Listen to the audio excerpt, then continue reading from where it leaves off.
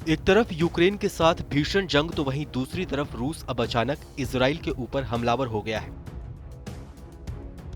हालांकि रूस के द्वारा इजराइल पर किए जा रहे हमले अभी तक जुबानी हैं, लेकिन रूस की इस हरकत ने दुनिया के सामने कई सवाल खड़े कर दिए हैं। सवाल ये कि रूस यूक्रेन जंग के बीच काफी हद तक न्यूट्रल रहने वाले इजराइल ने ऐसा क्या किया कि रूस उसको लेकर इतना बौखला गया। इतना ही नहीं, सवाल ये भी कि आने वाले समय में ये जुबानी हमले कहीं एक और जंग का रूप तो नहीं ले लेंगे। हालांकि यहाँ गौर करने वाली बात यह है कि रूस और इजराइल के बीच रिश्तों में ये खटास अचानक नहीं है। इसके पीछे की बड़ी वजह यह भी है कि रूस ईरान की सैन्य मदद करता है, जिसको लेकर इजराइल और रूस के बीच अनबन होती रहती है। हालांकि इस वक्त रूस और इजराइल के बीच का ये विवाद एक शब्द को लेकर है, और वो है नाजी।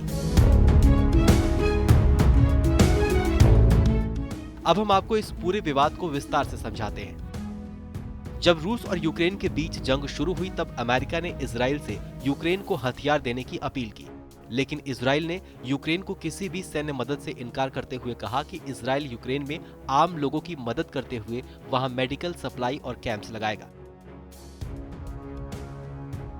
यानी इजराइल यहां तटस्थ बना रहा। अब जरा आपको नाजी शब्द का मतलब भी समझा देते हैं, जिसकी वजह से दोनों देश आमने सामने आ गए। दरअसल नाजी शब्द का इस्तेमाल उस समूह के लिए किया जाता है जो जर्मनी के तानाशाह हिटलर और उसकी विचारधाराओं का समर्थन करते हैं। बीते दिनों रूस की तरफ से यूक्रेन के लोगों के लिए नाजी शब्द का इस्तेमाल किया गया। ऐसे में यूक्रेन के लिए नाजी शब्द के इस्तेमाल को लेकर इजराइल ने अपना विरोध जताया और खुलकर रूस का विरोध किया।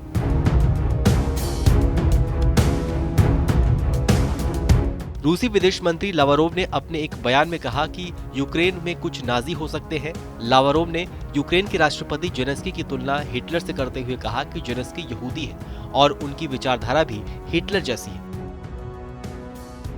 रूसी विदेश मंत्री ने अपने बयान में आगे कहा कि हिटलर भी एक यहूदी था। रूसी विदेश मंत्री के इस बयान के बाद इजराइल में धार्मिक भावनाएं भड़क गई।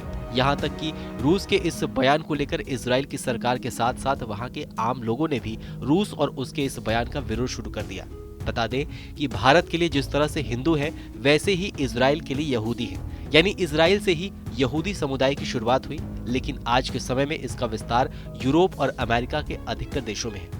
हालांकि आपको बताएं तो हिटलर के यहूदी होने का कोई प्रमाण नहीं है। ऐसे में रूस के इस बयान को एक विवादित बयान के तौर पर देखा जा रहा है। अब दुनिया में चर्चा इस बात की हो रही है कि अगर इजराइल यूक्रेन के समर्थन में आ जाता है तो क्या होगा।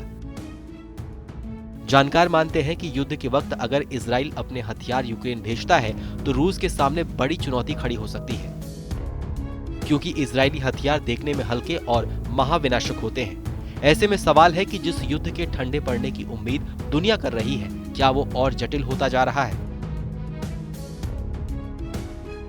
बहरहाल हमारी इस खबर को लेकर आपकी क्या राय है, हमें कमेंट सेक्शन में लिखकर जरूर बताइए। बाकी देश और दुनिया की तमाम बड़ी खबरों के लिए देखते रहिए TVNN भारतवर्ष।